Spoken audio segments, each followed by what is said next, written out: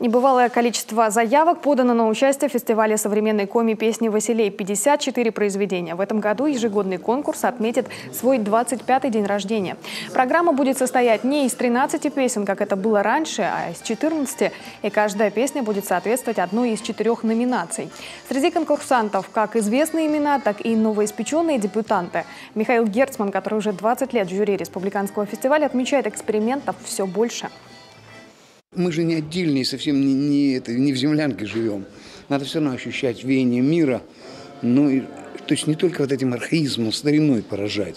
Хотя, конечно, народные интонации в современной песне огромная редкость. Просто наша попса, но нет у нее вот свежинки, нет у нее вот этой, связи с землей.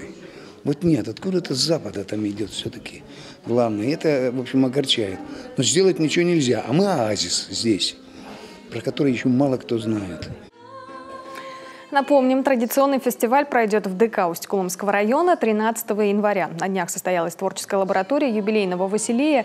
Члены жюри провели разбор представленных на конкурсную программу песен.